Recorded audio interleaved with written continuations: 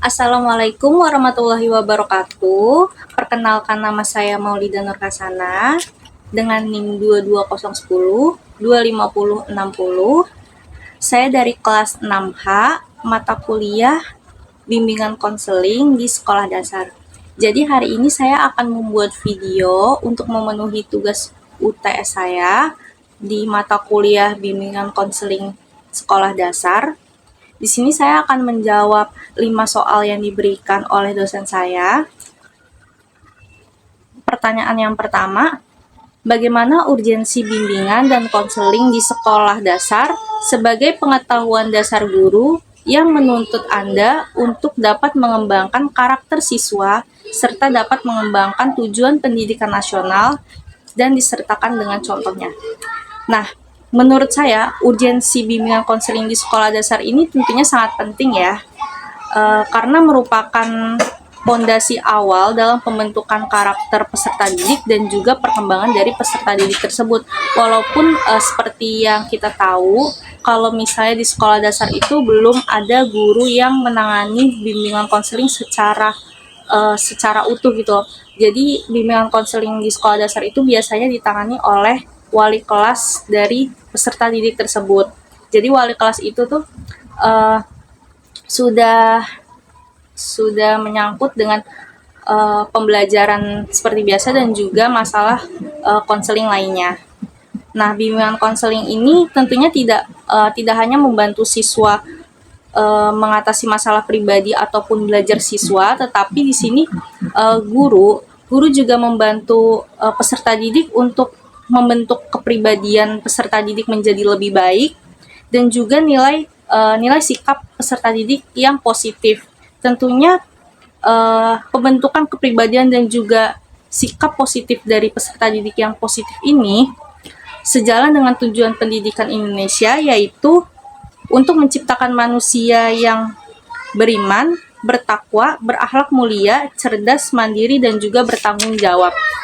Nah, menurut saya sebagai calon guru ini tentunya harus memahami bimbingan konseling ya, karena selain untuk bisa membantu siswa dalam mengenal potensi dalam diri mereka, contohnya seperti kayak guru yang mempelajari bimbingan konseling atau BK ini, mereka bisa membantu peserta didik untuk mengenali apa sih yang peserta didik ini miliki di dalam dirinya, kayak potensi apa yang mereka miliki, entah ternyata mereka memiliki bakat terpendam seperti menyanyi, menggambar, ataupun ternyata mereka memiliki bakat terpendam untuk saling berdiskusi, maksudnya seperti debat gitu, kayak lomba. Jadi kan dengan kita mengetahui, oh ternyata siswa kita ini memiliki bakat atau potensi dirinya yang seperti ini, berarti kita bisa mengarahkan peserta didik kita untuk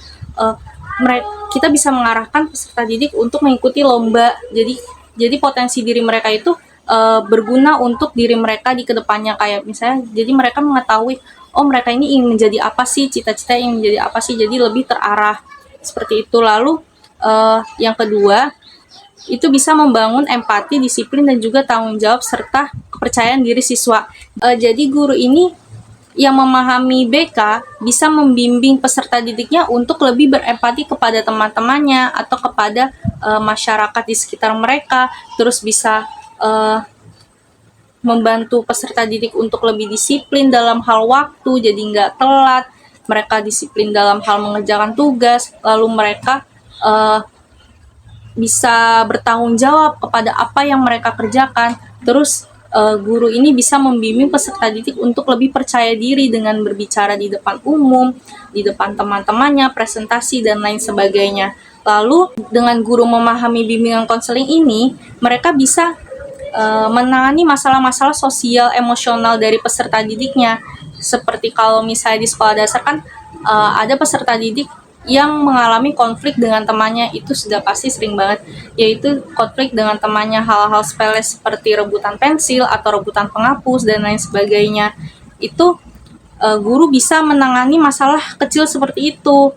Lalu masalah seperti rasa ketidakpercayaan diri dalam diri siswa, lalu masalah kecemasan belajar siswa seperti kalau misalnya di matematika, pembelajaran matematika biasanya peserta didik kan suka cemas karena takut dengan gurunya ataupun takut dengan pembelajarannya yang menurut mereka menyeramkan karena harus berhitung. Nah, di sini dan di sini guru itu memiliki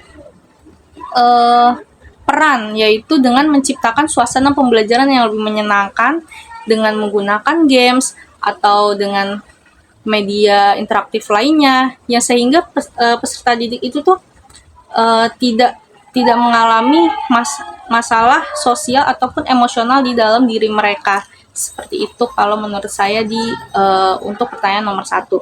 Lalu yang kedua, pertanyaan nomor 2 itu, apa yang saudara pahami mengenai karakteristik anak usia dasar atau anak usia sekolah dasar? Sertakan contohnya. Baik, jawabannya kalau menurut saya, pada dasarnya karakteristik anak usia sekolah dasar dari 6 sampai 12 tahun ini kan menyangkut dengan aspek kognitif, afektif, dan juga psikomotorik. Nah, aspek ini tuh sangat penting dan juga sangat mempengaruhi terhadap sikap interaksi peserta didik dan juga cara belajar peserta didik tersebut. Nah, peserta didik usia sekolah dasar ini kan tentunya mereka itu karakteristiknya itu aktif dan juga energik yang pertama ya. Jadi mereka itu tuh nggak bisa disuruh untuk duduk diam kalau dalam pembelajaran. Jadi di sini guru itu harus lebih menciptakan suasana pembelajaran yang membuat mereka itu aktif dan juga energik. Jangan disuruh untuk duduk diam mengerjakan soal seperti itu saja, itu tidak bisa, karena peserta didik itu biasanya kan dia lebih aktif dan juga energik ya. Jadi kita bisa menggunakan media pembelajaran seperti games agar mereka tidak mudah bosan dan lain sebagainya. Lalu karakteristik yang kedua itu, peserta didik itu berpikir secara konkret. Jadi mereka itu masih menggunakan media visual yang konkret yang sehari-hari mereka lihat gitu. Jadi di sini guru itu berperan untuk mencari media-media yang konkret agar mereka itu tuh tidak mengimajinasikan hal yang mungkin belum mereka lihat gitu. Misalnya kalau misalnya di desa, misalnya belum mengetahui apa sih itu pizza, apa sih itu burger. Nah, kita tidak bisa menyuruh mereka untuk membayangkan, coba kalian bayangkan burger dibelah dua, itu tidak bisa karena mereka belum pernah melihat apa itu burger. Jadi kita harus menggunakan barang-barang yang konkret atau visual-visual yang konkret yang biasanya mereka lihat. Seperti contohnya itu kalau misalnya di pembelajaran matematika materi pecahan, di situ kan biasanya guru menggunakan media gambar pizza atau media gambar yang di papan tulis terus diarsir. Nah, peserta didik sekolah dasar itu tidak bisa menggunakan media yang hanya digambar atau diarsir seperti itu. Jadi harus menggunakan visual yang lebih konkret agar mereka itu lebih mengerti.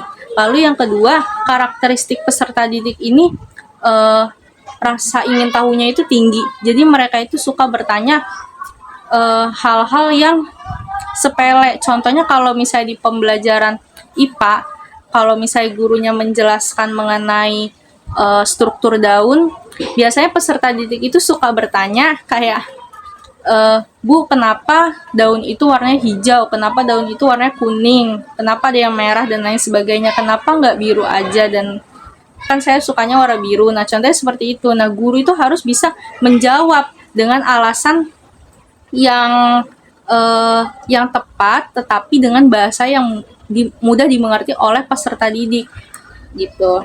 Lalu karakteristik yang keempat ini, peserta didik itu mudah untuk emosionalnya itu mudah naik turun ya. Jadi kita sebagai guru itu harus memberikan dorongan emosional kepada peserta didiknya dengan cara memberikan pujian-pujian kecil, kayak misalnya kamu hebat banget, apa sih terus kayak kalau misalnya mereka itu minder, disuruh maju nggak mau, kita bisa memberikan dorongan kayak kamu bisa kok, kamu bisa, jelasin ke teman-teman kamu, percaya diri aja. Kita harus memberikan pujian-pujian kecil kepada mereka seperti itu untuk jawaban nomor 2. Lalu untuk yang nomor 3, pertanyaannya adalah ungkapkan data informasi proses wawancara kepada bapak, ibu, ataupun guru atau sanak saudara, keluarga.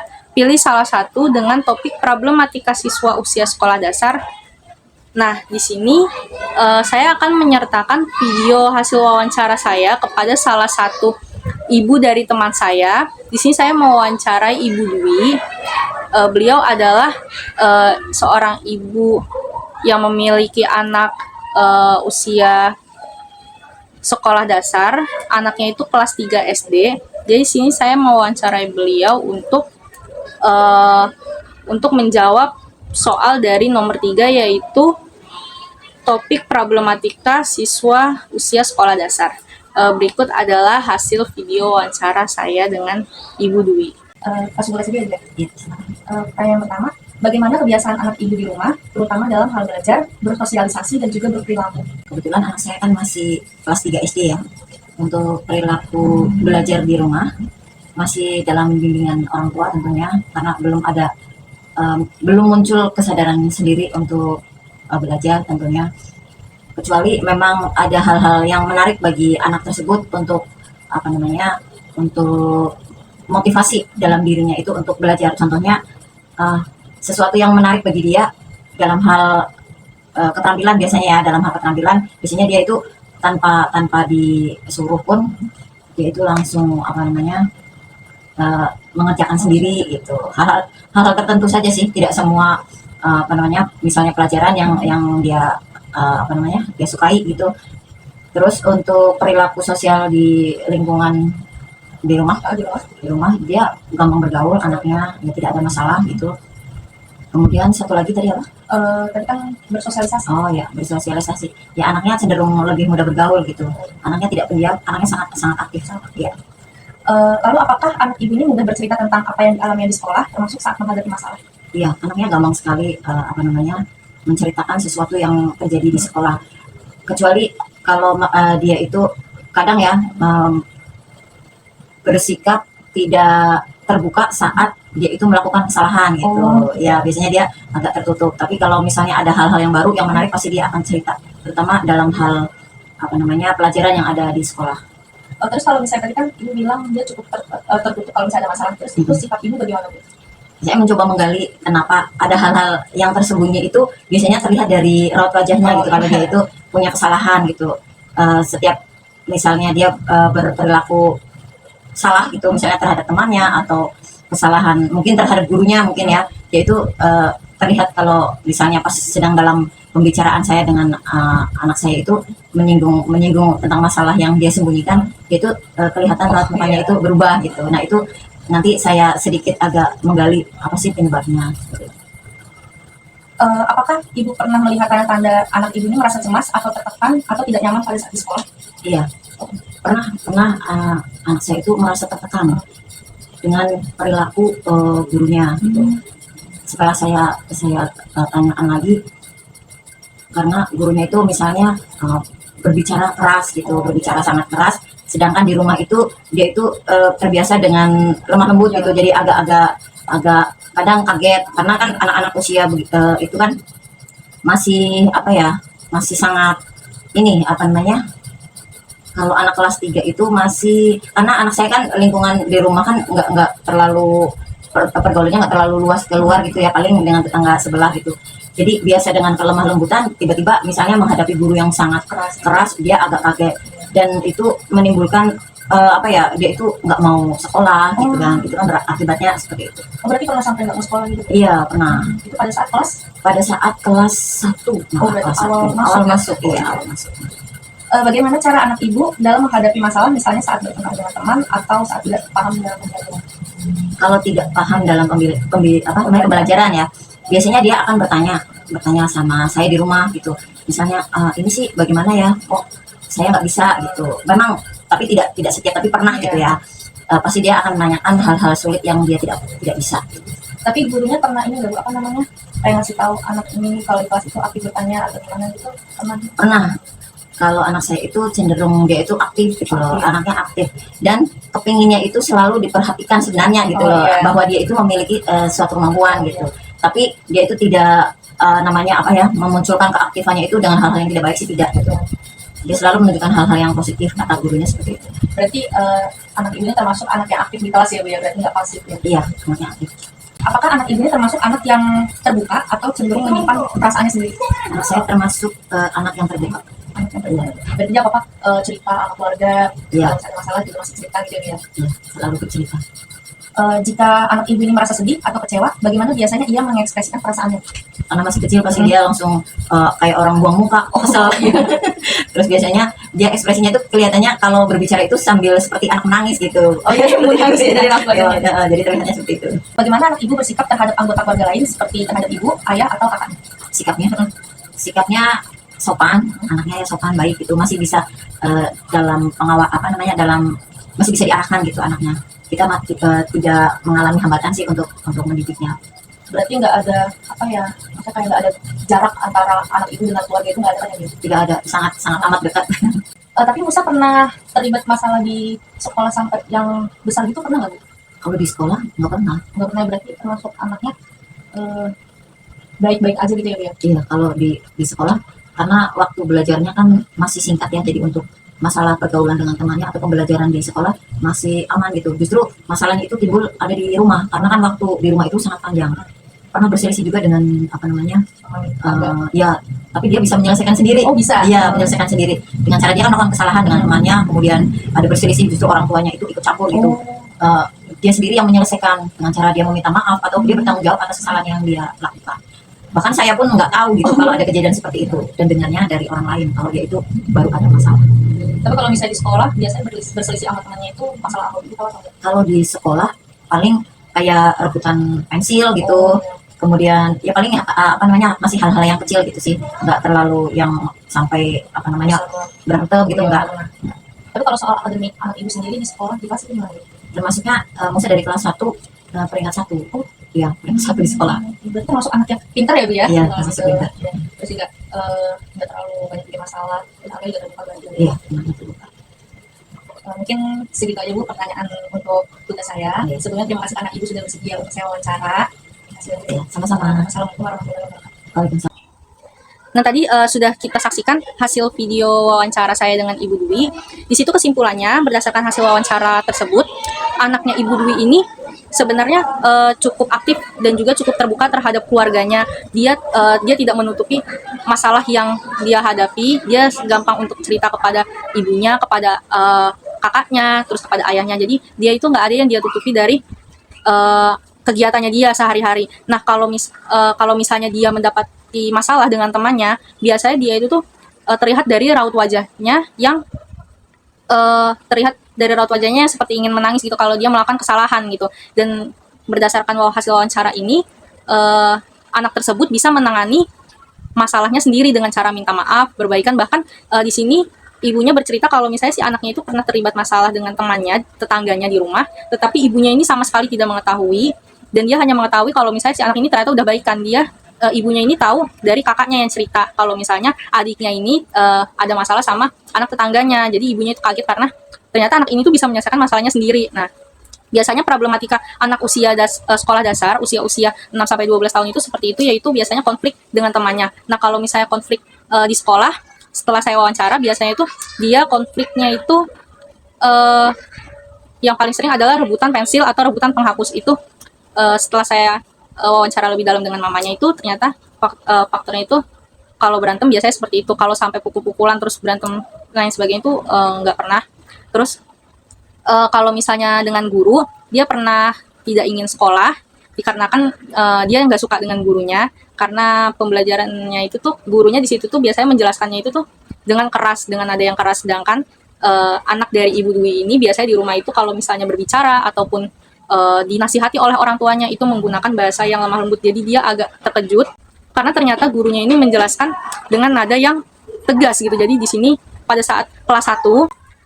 Nah, untuk pertanyaan nomor 4, berdasarkan informasi melalui wawancara tersebut, menurut Anda masalah apa yang sering terjadi di sekolah dasar? Nah, berdasarkan hasil wawancara yang seperti yang sudah saya sebutkan tadi di kesimpulan hasil wawancara di nomor 3, masalah yang biasa dihadapi itu biasanya mengenai masalah konflik pertemanan, lalu masalah gurunya yang mungkin kurang interaktif atau kurang lebih dekat kepada peserta didiknya.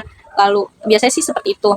Lalu pembelajaran yang membosankan. Iya, dari hasil wawancara itu ditemukan kalau misalnya si anak dari ibu yang saya wawancara ini anaknya cukup pintar. Dia pernah mengerjakan soal matematika, gurunya baru selesai menuliskan soalnya, tapi dia sudah selesai. Dan di situ gurunya itu kesel karena anak tersebut ternyata udah selesai gitu. Terus anak dari ibu Dwi ini merasa bosan karena soalnya itu tuh nggak sesuai, maksudnya soalnya itu terlalu susah gitu, soalnya terlalu mudah gitu loh. Sedangkan anak tersebut itu bosan dengan soal-soal yang mudah. Nah, seharusnya di sini guru itu bisa memberikan tingkatan soal yang sesuai dengan kemampuan anak tersebut. Jangan disamaratakan. Kalau misalnya anak tersebut ternyata lebih pintar atau lebih bisa, guru bisa memberikan soal yang dinaikkan tingkat kesulitannya gitu, agar si anak ini tidak mudah bosan dengan soal yang mudah begitu-begitu saja. Lalu untuk nomor 5, jika Anda sebagai praktisi sekolah, bagaimana sebaiknya tindakan yang dilakukan pada masalah yang sering terjadi di sekolah dasar? Nah, menurut saya, kalau misalnya saya sebagai praktisi di sekolah, kayak konselor ataupun guru di sekolah, berdasarkan masalah yang sering terjadi di sekolah dasar, kayak misalnya pertengkaran dengan teman, lalu masalah pembelajaran, dan masalah di kelas dan lain sebagainya. Mungkin di sini saya bisa melakukan pendekatan dulu terhadap anak tersebut. Kalau misalnya ternyata dia ada konflik bersama temannya, mungkin di sini saya bisa menanyakan, kenapa kamu berantem sama dia? Ada masalah apa? Kita bisa menyelidiki asal mula kenapa dia ini bisa sampai berantem dengan temannya. Kita harus mengidentifikasi masalahnya dulu, lalu kita mencarikan solusinya, seperti itu. Kalau untuk misalnya anaknya tertutup dan dia tidak mudah bercerita kepada gurunya ataupun kepada orang tuanya, di sini kita bisa bekerja sama dengan orang tua peserta didik tersebut gitu. Kita bisa menyebarkan angket kepada anak tersebut untuk mengisi, siapa tahu dia tidak bisa mengungkapkan dengan ucapan. Biasanya si anak ini kalau disuruh ngisi, dia bisa mengisi jawaban yang sesuai dengan masalah apa yang dia hadapi. Kalau misalnya anak ini murung di kelas, mungkin ada masalah di rumah dan lain sebagainya, kita bisa menyebarkan pertanyaan melalui angket untuk anak tersebut. Lalu tentu saja kita harus bekerja sama dengan orang tua dari peserta didik. Kita bekerja sama dengan orang tua peserta didik dalam mengatasi permasalahan yang terjadi di sekolah oleh anak tersebut gitu. Jadi kita harus mengidentifikasi masalah, lalu kita bekerja sama dengan orang tua peserta didik, dan juga nanti kita bisa mencarikan solusi yang tepat untuk anak tersebut. Seperti itu. Sekian jawaban dari 5 pertanyaan yang diajukan untuk ujian UTS saya. Mungkin terdapat kurang terhadap jawaban saya. Kurang lebihnya mohon maaf. Wassalamualaikum warahmatullahi wabarakatuh.